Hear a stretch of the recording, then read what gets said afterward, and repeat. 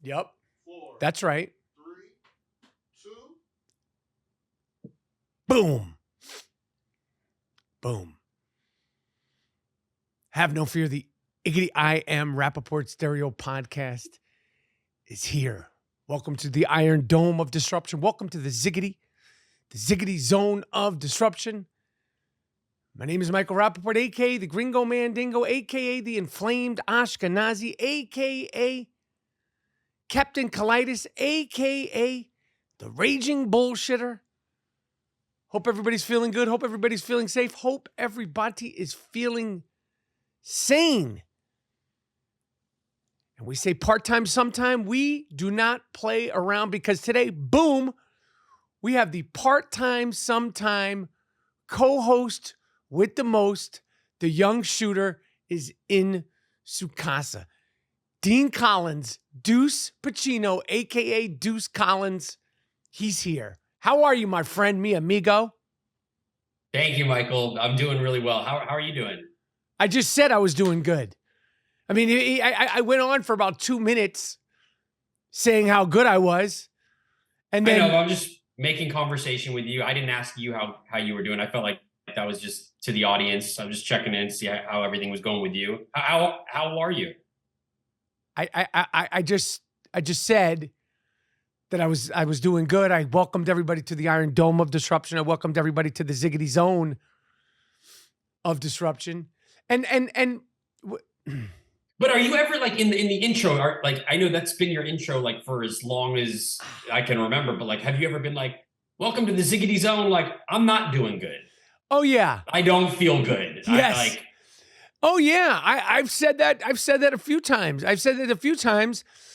I mean, normally when I'm podcasting, when I'm in the Ziggity Zone of Disruption and the Iggity Iron Dome of Disruption, normally, like, you know, intrinsically, cellularly, I feel good because I'm so happy to be in the Iron Dome of Disruption and in the Ziggity Zone of Disruption.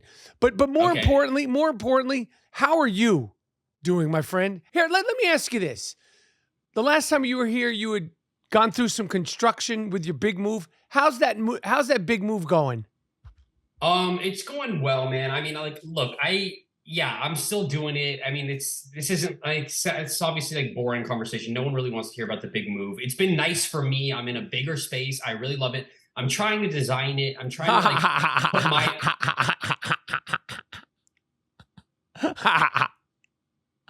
Why is that funny? I don't understand. What did I say that was so funny? I'm trying to design it. I'm trying to make the space my own. Why is that funny? You used the D word. Design? Why is that so funny? I mean, I'm trying to like put my own like taste into this, and I've come to realize that I'm not an interior designer. Like I thought I had good taste, and I've like selected a lot of things online, and then when it all gets here, it doesn't look the way that I thought it was going to look. Like it looks like just like a clusterfuck of shit. Like I need someone to like help me like make decisions because it doesn't look good. What gave you the impression that you were an interior designer? Because you said I thought I was an interior designer. Like, what prompted you to think that you, the young shooter, you, Deuce Pacino, were some sort of interior designer type? Well, my mom is an interior designer. I don't know if that's something that you knew or yeah, I know that about Lee. Yes. So I just thought that maybe that was kind of in like my bloodline. Like maybe that was a part of my genes. Like, oh, my mom's an interior designer. Maybe I have that. You know, maybe I have some of that. So I don't. And you know, I'm working on it, man. I'm working on it. I'm trying to find the right artwork. I'm trying to find all the right things, but like it's not coming together quite the way that I want it. But it's a slow climb. So I appreciate you asking about it though. But it does feel nice to be here. And like I have a big kitchen now, and I'm like trying to utilize my kitchen as like a grown up, like an adult. Like you're supposed to like cook things and make things, and like I've started making chicken, which has been really cool. I have my own secret chicken recipe, and there's like lemon and garlic powder and lemon pepper, and I put rosemary and thyme, like the Simon and Garfunkel song. I've been putting that in the skillet. But other than my chicken recipe, I find myself still just like make an Easy Mac in the kitchen. Like it's not like a great look. Like I'm still trying to grow up over here. And your secret chicken recipe, Did you come up with that on your own, or is that something Oh you found yeah. on Reddit, or like where'd you get that secret chicken recipe? Because you said secret, like you prominent about that, like it's a secret chicken recipe. Okay, so yeah, yes, my secret chicken recipe. It's like kind of a mishmash. Like I've taken a little bit from Gordon Ramsay, I've taken a little bit from some people on YouTube, and like then I've kind of made it my own thing. You know what I mean? So that's something that I'll be making for you when we go on the road, because I'm coming to Indianapolis. So I was thinking, I don't know if I should like put the skillet in my carry-on, or maybe they have a skillet at the Airbnb, but like I do have my own skillet that I was thinking about bringing. But as long as we can get the ingredients while I'm out there, the rosemary, the thyme, the garlic cloves, the lemon pepper, and I just need you to like have the timer for me. Like after 3 to 4 minutes, that's when I flip. Okay, I have no problem with that. I have a feeling that you're not going to be cooking for me on the road in Indianapolis. I have a feeling that somehow, some way that will not work out. Whether it's a skillet problem, whether it's an Airbnb. By the way, have you secured our Airbnb for our trip, the 23rd, 24th, and 25th in Indianapolis? Have you zeroed in on a place for us? Oh, well, I've narrowed it down. I created a wish list on Airbnb. I'm so glad you reminded me of that, because I need to send that wish list out to you. But it just seems like there's not a lot of like, I thought I was going to be like, oh, we're on your budget, we're on your dime. Like maybe we're like looking into some castles or some houses or some like mini mansions, like that, but all I've been finding is like apartment complexes where it's like, it's so hard to just find like 2 beds in an apartment. And well, so I'm find like, the 2 beds. Otherwise, no, you be on, beds. or you be on that couch. You be on that couch. You feel me? Well, I'm not flying all the way to Indianapolis, coach, and I also have a layover, by the way. Like somehow you managed to get me a layover. Yeah. So I'm actually stopping in Dallas for about 4 hours. And I'm going to be at the back of the plane again, but I am stopping in Dallas for like 4 hours. And so I don't want to like go to the Airbnb and be sleeping on a couch. Like I might as well just do all that at my house. All right. Like sleep in my bed. It's going to be good. Now, let me ask you something. We talked off podcast about everything. Well, how do you say the film? Everything, Everywhere, All at Once? That's it. Which I just watched last night. Now, you mentioned on the podcast that you liked it.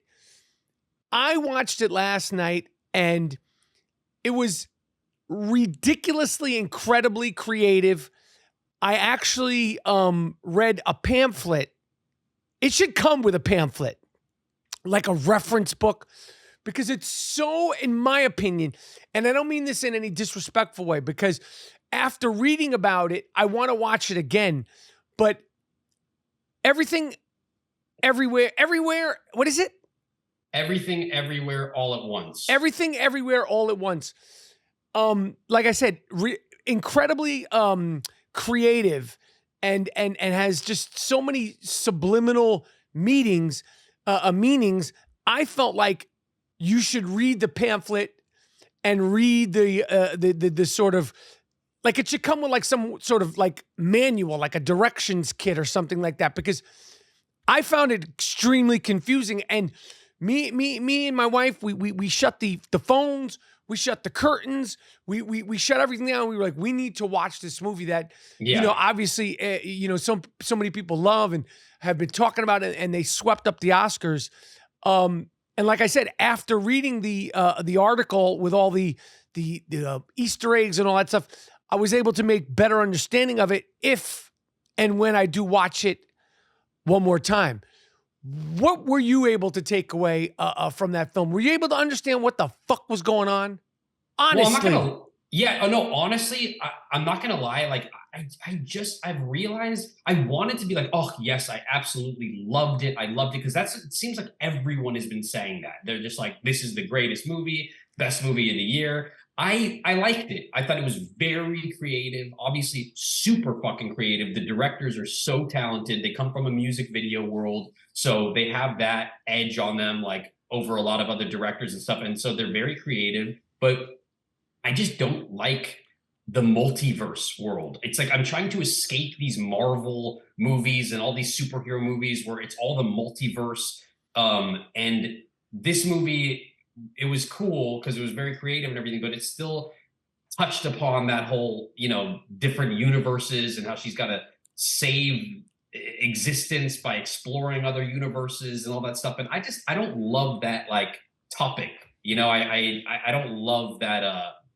I don't love that, but I still thought it was very creative. I thought that the acting was really great. I love seeing Ke Huy Quan. I think I'm pronouncing it right, but Data from the Goonies. I grew up on the Goonies, and I think everybody did.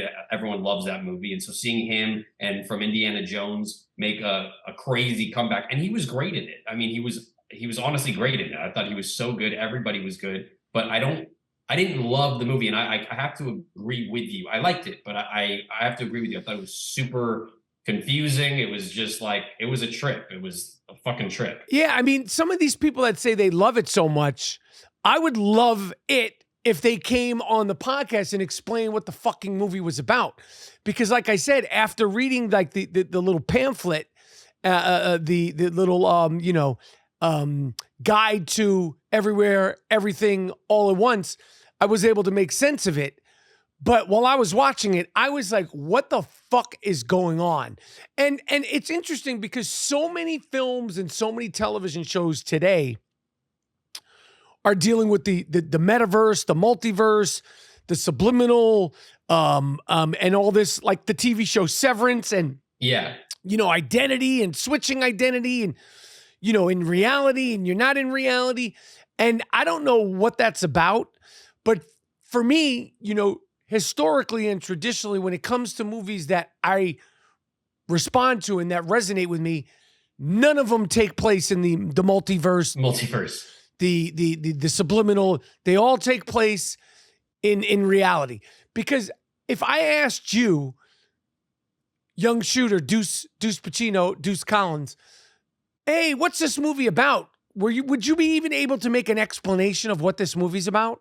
Like, honestly, like if somebody said to you, what's this movie about? Are you able to articulate? Because I'd be like, I have no fucking idea.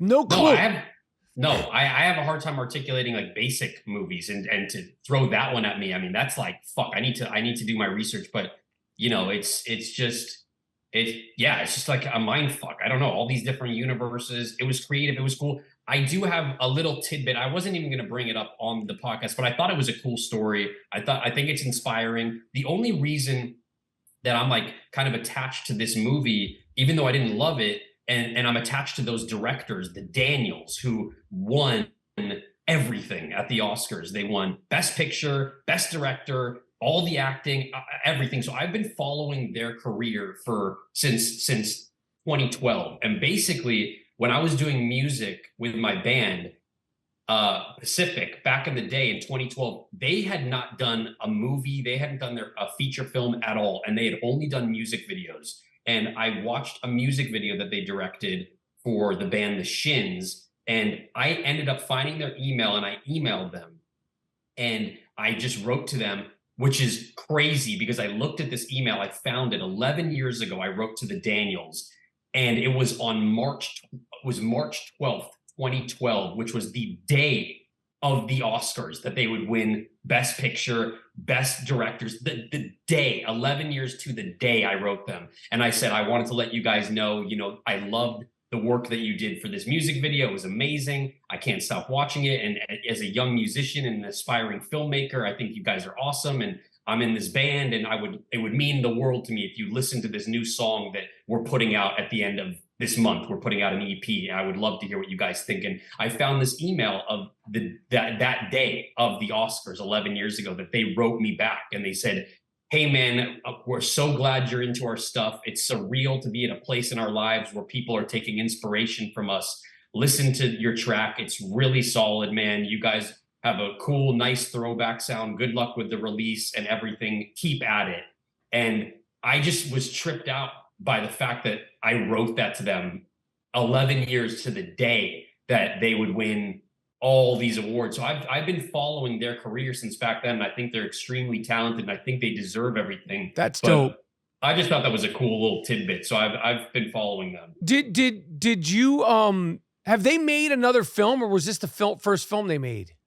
They made a movie before this called Swiss Army Man, starring Daniel Radcliffe and Paul Dano. And that was the only other movie. It was a weird movie. It was like Daniel Radcliffe's like a dead body and Paul Dano's like using his body. It's so weird, but that was their only other movie. But I just remember them being extremely talented music video directors, and like their work was awesome. So it was cool to see them, you know, win everything. I didn't particularly love the movie, but I still thought it was, you can't deny it was super creative. It's been a few days since the Oscars, and I got to tell you, obviously I went super viral because I was really upset. And I truly was upset, like truly was upset about the in memoriam people that they forgot. They forgot so many people at the Oscars to give them their farewell on the biggest stage that you could get during the Academy Awards. And, you know, on last time on the podcast, I was talking about, I didn't even realize that they didn't even have Gilbert Gottfried wasn't in there, which I think is crazy. And I realized last year they forgot Bob Saget. Yeah, they forgot Bob Saget which is also crazy. But yeah, I mean, they forgot. Look, they do this every year. But how does that happen? I don't know. And they have some, and they've stood by their decisions. They're like, you know, look, these people we can only fit into a certain amount of time, but they live on our website. If you go to our website, they're up here. But it's like, that's horseshit. You know, they forgot Tom Sizemore. They forgot William Hurt. They forgot Gilbert Gottfried. They forgot Paul Sorvino. Who else? And you know who else they forgot? They forgot Barbara Walters.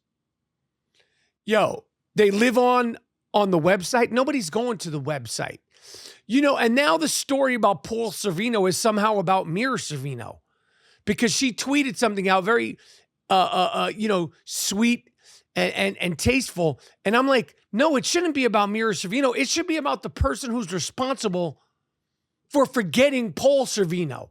That's who I want to see. I don't want this story to be about Mira Savino. I don't want the story to be about me. I want it to be about the person who got fired for fucking up. Because that's just a fuck up. They don't just live on, oh, I'm going to go to the Academy Award website to do like a deep dig on who you forgot. No, it's ridiculous. They need a committee that's like dedicated to that, like the in memoriam section, not like production assistants and all these people. But I mean, yeah, it's crazy. They forgot so many people, and they always do. They always do. But they, you know, apparently they stand by their decision. But I was shocked. I noticed that too. There were a ton of people in that broadcast that just weren't included, which was super disrespectful. They dedicated their whole lives to their craft and to that industry. And like I said on the last podcast, and I'm holding your feet to the fire, Dean, if and when I ever do pass away, if they forget me at the Academy Awards, I want blood in the fucking streets. I want bodies in the streets. I want fucking bodies outside the Academy Award building. And I'm holding you responsible for that. Say, I will make sure that there's blood in the street and bodies piled up. Say it right now. I promise you, I will do whatever I can to make sure that you get up in that in memoriam section. But I don't want to have anything to do with blood on the streets, blood in the streets. I'm not a fighter. And like, if they forget you, they forget you. Like I don't know what to tell you. There's only so much I could do on my end to push that campaign for you to get in that in memoriam. But I mean, let's face it, if they forgot Paul Sorvino and Anne Heche and Barbara Walters, there's just like a strong inkling that I could feel that they're probably going to forget you. And I don't want to be rude about it. And that's not me. I totally would include you. I'd put you right there. You would have been where Olivia Newton-John was. It would have opened with you, Michael Rapaport. And it would have been... You little motherfucker, you. No, I'm saying I have your back. I'm saying I have your back. I'm just saying I just have a feeling that maybe you would be forgotten in that category. I hope not. I hope that I'm completely wrong about that. But you know that I'll go to bat for you. Always have. Always. So what are you willing to do? You just said you're not willing to ensure that there will be blood in the streets and bodies piled up. So how far are you willing to take things? I'm willing to hop on a phone call and call the Academy or call the production assistants or the office and say, hey, like, It'd be awesome if you could include him, but I don't know what more I could do than that. I'm not going to like fucking protest on the streets about it. Wow. I would hope that that I wouldn't even have to make that phone call. I would hope that your peers would gladly accept you in that in memoriam section. But we don't need to talk about that because that's not happening anytime soon. Anytime soon. Anytime soon. And because I'm only 52, which brings 50. me, I'm only 52, but in a few days, I will be 53. I am turning 53 years old on March 20th. As everybody knows, we do the podcast every year. It's my birthday. Every year it's Dean's birthday. I said the other day, I'm not that thrilled to be the number 53. It doesn't sound good because I realize my inner child is still like a 14-year-old boy. And then my brain is the brain of a 91-year-old phlegmed up, frustrated, back aching, foot swollen 91-year-old. So I'm fucked up. No, I was going to say it's crazy because this is the first day that you've mentioned that it's almost your birthday. And I was thinking about that the other day. I was like, oh my God, your birthday's coming up. And you haven't said a word about it. And it was so strange to me because you've mentioned your birthday coming up like a month prior. It'll be like February 20th to be like, guess whose birthday's coming up in 1 month and 5 hours from now. It's my birthday. Don't forget a gift. And it's like, it's already like, it is in a couple of days and you haven't said a word about it. And I found that really fascinating. And I don't know what that was about, but you're just seeming a little bit more humble this year. Do you have anything planned? Are you getting me a gift? Are you bringing me a gift to Indianapolis? Because when we're in Indianapolis at the Helium Improv, the 23rd, 24th, and 25th, I will have been 53. It'll be a few days after my birthday. Do you have any surprises? You don't have to give the surprise now, but do you have anything planned? Let's just put it that way. Do you have anything planned that you might want to just sort of hint at for the week in Indianapolis? I mean, look, I've thought about this long and hard, and it's like, what do you get a man who has everything? You know what I'm saying? Like, what you have it all. You got it all. I like, what do you want? And you tell me what you want and I will get it. And I know that kind of defeats the purpose of like I want to get you something special. But you know, like remember I got you that candle? Remember I got you that candle that one year? I got you that really nice candle. Yeah. You remember that though? When was that? When was it? Was that when I moved or was that when I turned 50? When was that? That was years ago. That was years ago. That was no. That was fucking years ago. Mom, listen, I don't give a fuck about what you got me in the past. You fuck. I'm concerned about what you're going to get me for turning 53. Because I'm not happy about it, man. I'm not happy. Because my image, like I'm just starting to get concerned because I'm like, you know how like, you know, older men now, like you see them, they're in their little suits and their hats. Like, am I supposed to just suddenly start dressing like that? I mean, am I not allowed to wear nice sneakers? Should I hand in all my fancy cashmere? Do I not, like, what am I supposed to do? How do you dress appropriately as a 53-year-old man in 2023?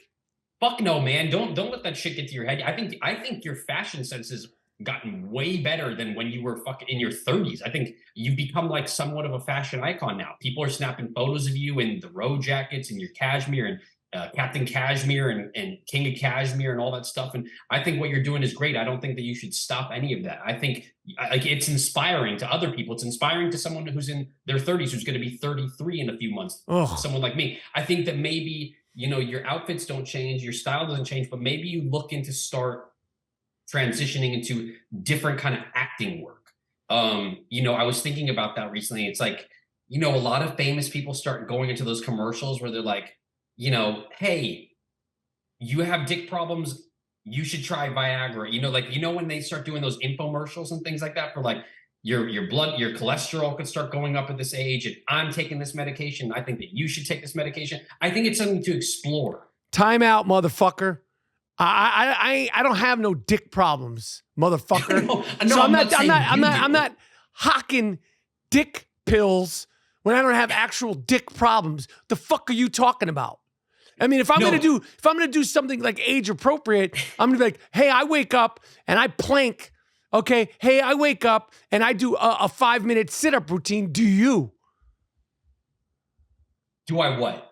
Do you do a 5-minute sit-up routine? That's going to be No. my thing. Oh, I see what you're saying. Okay, I like that. I see that's a part of brainstorming the ideas. You know what I mean? Like that's a part of the whole thing. Like that's what I wanted to talk to you about. Like that's a much better idea than the Viagra pills. I think that doing the sit-ups and the planks, like maybe that could be your niche. You know, but I just don't think that there's anything wrong with going down that road at your age. Like Brian Cox from Succession, he's doing the voice of McDonald's. You know, he says, but up. It's just maybe you don't do McDonald's. Maybe you do health things. Maybe you just trying to inspire the people that, hey, at my age, if I can, like you said, if I can do it, you can fucking do it. Maybe those are your commercials now. Oh, man. I don't think you need to change your style. Oh man, that's I got to figure it out. Anyway, have you been watching anything besides Everything Everywhere All at Once? Have you watched any other movies, any documentaries? What have you been seeing, Shooter? Well, I haven't been watching Everything Everywhere All at Once. I only saw that once in theaters, and I'm good on that movie. But I have been watching. I've been rewatching Breaking Bad for the third time now, going through it all. I'm rewatching Breaking Bad, and it is so fucking incredible. It really is. Like, I know everyone's like The Sopranos, Breaking Bad. Like, it is one of the greatest shows on TV. I mean, we're like 10 years past, the final episode when it came out, but God, it's just so good. Bryan Cranston, Aaron Paul, everyone knows about Breaking Bad. I'm on season 4 now. I'm almost done. Wow. So fucking good. You watched all the episodes? All of them. This is my third time going through it. And there's 5 seasons of this, but like what's your takeaway? What is your takeaway from watching it? It's incredible. I mean, it's one of the greatest, if not the greatest show on TV that I've ever seen. Bryan Cranston, Aaron Paul, everyone on it is so fucking good. It's kind of sad. Like, I mean, I wonder if Aaron Paul feels like just kind of like bummed in his career that he hasn't crossed over to like doing movies and stuff. But it's like at the same time, you don't ever have to do anything for the rest of your life. The guy probably made $30 million on that fucking show. I would assume he made millions on that show. But all the Emmys that they won, like that's a great show to be a part of. But Bryan Cranston, I mean, God, he's so fucking good. But they're amazing together. The other thing that I'm watching, which is definitely added to the sick fuck lists of documentaries. I don't know if you've seen it, but it's called Jared from Subway.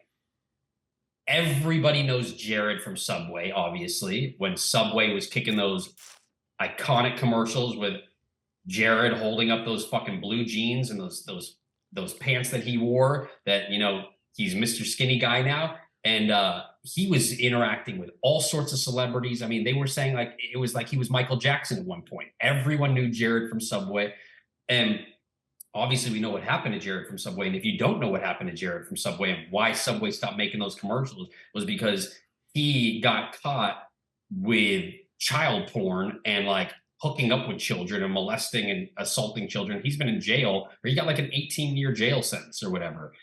So they're doing this documentary on him and how this all came about. And they have all these disturbing audio calls and voicemails from this woman who befriends him and then becomes an informant for the FBI and is taking like years off of her life to try and, get him indicted on all these like disgusting charges. And the audio is so disturbing. And it's definitely a sick fuck watch. There's 3 parts. It's on Discovery Plus. That's what I'm watching it on. But if you haven't seen it, I recommend watching Jared from Subway. How many episodes are there?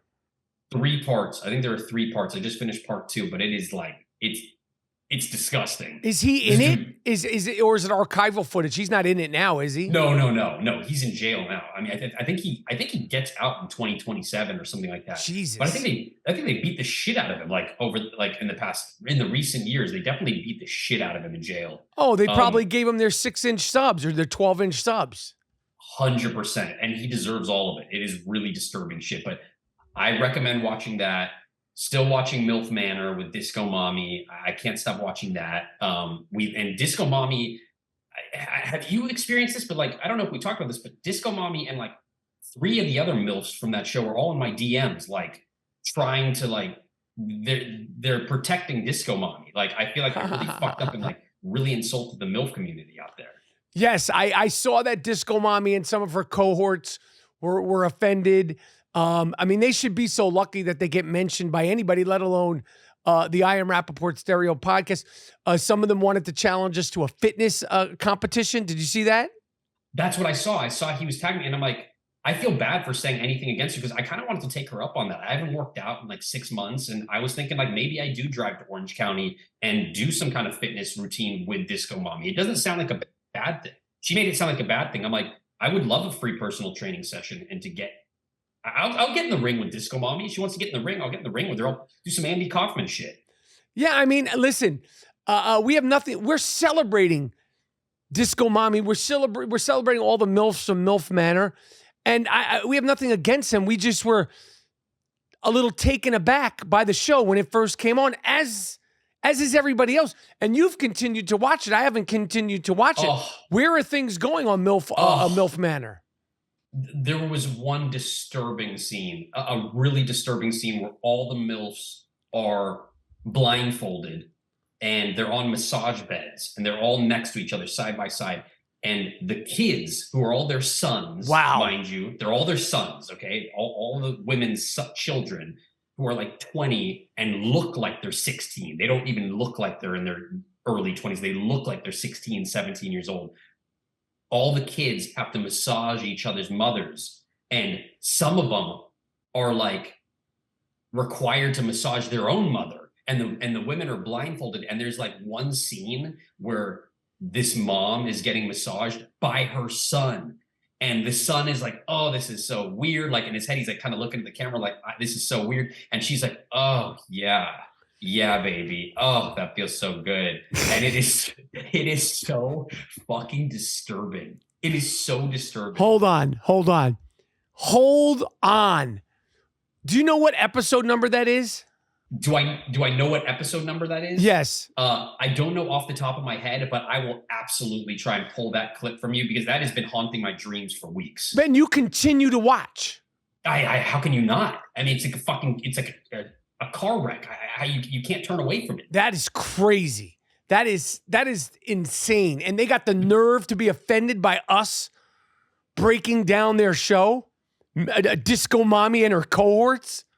Right. No, it's wild shit, but they're all like, they're really horny women. They're really horny. But yeah, it's MILF Manor Mondays, man. You gotta get on board with it. Finally, I want to say, you know what I'm going through right now, Shooter? I am going through what? Depression? No. Anxiety? No. Oh, what are you going through? I am in a chocolate chip cookie spiral. Oh. You know, I love my chocolate chip cookies. And there's so many really good chocolate chip cookie spots in New York City. And I'm having problems avoiding them. And I don't know what to do. Because I was doing well avoiding them or sort of rationing them out. But there's a handful of really good chocolate chip cookie places in New York that I'm having problems. You know, like I think about them. Yeah. Where are you at with your eating and your sweets and all that? Oh my God, man. Well, I've been trying the past like 2 days. And I mean, it's like a crack addict. It's like 2 days is like a lifetime for me. That's like, I'm doing really well by doing that within 2 days. But the crazy thing is I'll like eat good for 2 days and I'll lose like 5 pounds. Like I'll notice like I'm skinnier. Maybe it's just like a placebo effect, but that's placebo. No, because I got on the scale, I was 135 and then 2 days later I was 130. But I did crack yesterday. I'm the wrong person to talk to about how to curb those cravings. I mean, if it were up to me, all I would tell you is stay away from those chocolate chip cookies on the streets and go home and get yourself some mini Nestle cookies and make that shit yourself. But I don't think that's good advice because that's what I'm doing in my. It's like a problem. So what I do is I have it in my refrigerator, the cookie dough, and I'm like, I'm not going to make the cookies. I'm going to be good, but then I end up eating all the raw dough. Man. So it's like a fuck. You have to stay away from it for a period of time, and those cravings will disappear. All right. Well, I appreciate that coming from somebody that is in the throes of it.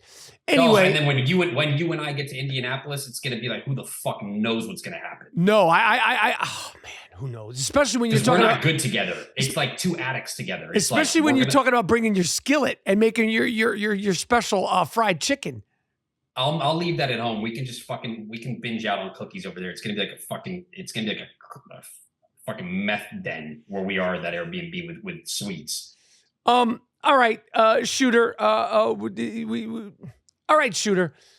Came, saw, disrupted. Came, saw, disrupted. We'll be in Indianapolis the 23rd, 24th, and 25th. Deuce Collins, Deuce Pacino, a.k.a. the Rapaport security team. The one-man security team will be with me. All tickets, all information for all the shows are available at michaelrapaportcomedy.com. Miles Jordan, a.k.a. the Bleach Brothers, a.k.a. the Dust Brothers. Take me out of here with something real nice. Take me out of here with something real loud. But most importantly, end this I Am Rapaport Stereo podcast with something real funky. I Am Rapaport Stereo podcast. I'm done. Let me do this intro. Yes, brand new bang and I Am Rapaport Stereo podcast is here. Higgity, have no fear. On today's I Am Rapaport Stereo podcast, Deuce Collins, Deuce Pacino is in the place to be. We're still talking about the Oscars. We're trying to figure out, break down, and understand everything, everywhere, all at once. Do you like it? Is it over your head? It was way over my head. Plus, we're still talking about the disrespect of Paul Sorvino and others, and so much more on a museum-quality, hard-hitting I Am Rapaport Stereo podcast where Deuce Pacino shares his secret fried chicken recipe. You heard it. He shares his secret fried chicken recipe. Miles Jordan, a.k.a. the Bleach Brothers, start this puppy off with something real nice. Start this puppy off with something real loud. But most importantly, start this I Am Rapaport Stereo podcast off with something real funky. I Am Rapaport Stereo podcast. Liggity, let's go.